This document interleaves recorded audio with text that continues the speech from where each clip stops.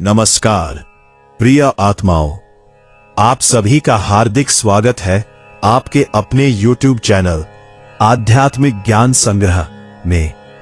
ये चैनल समर्पित है सच्चे आध्यात्मिक ज्ञान को, निरंकारी विचारधारा को और श्रीमद् भगवद गीता के दिव्य संदेशों को सरल और सहज भाषा में आपके हृदय तक पहुंचाने के लिए।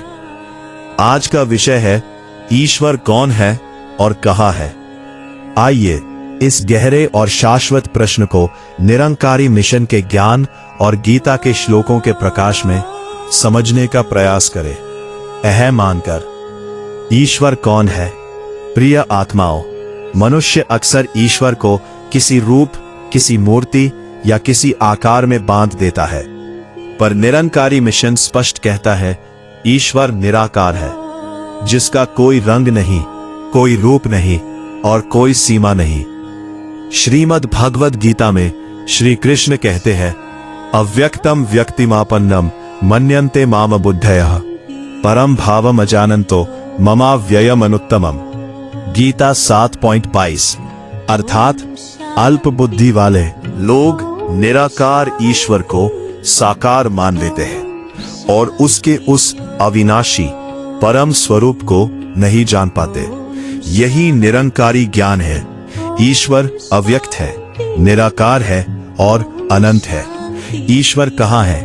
प्रिय आत्माओं, अधिकांश लोग सोचते हैं ईश्वर मंदिर में है, मस्जिद में है या किसी तीर्थ स्थान में है, लेकिन सत्य यह है ईश्वर हर जगह है।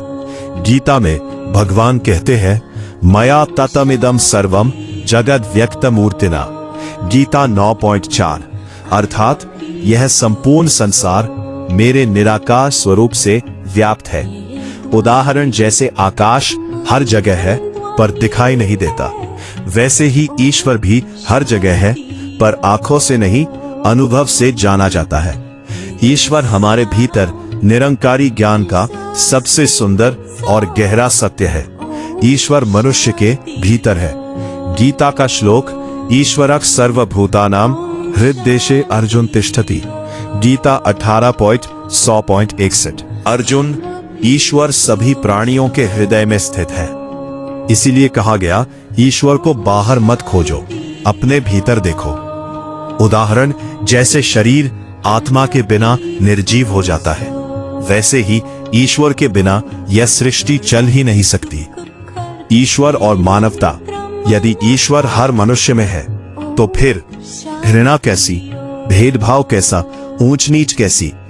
गीता कहती है विद्या विनय संपन्ने ब्राह्मणे गवि हस्तिनी शुनि चैव श्वपाके च पंडिता समदर्शिनः। गीता 5/18।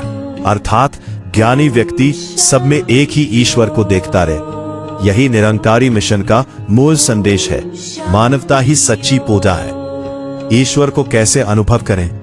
ईश्वर को देखने के लिए आंखें नहीं चाहिए, निर्मल हृदय चाहिए।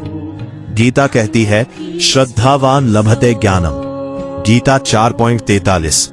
निरंकारी मार्ग सिखाता है पहले ब्रह्म ज्ञान प्राप्त करो, फिर अहंकार हटाओ, त्यागो और अंत में प्रेम, सेवा और मानवता में जियो। निष्कर्ष, प्रिय आत्माओं, ईश्वर ना दूर है ना अलग है।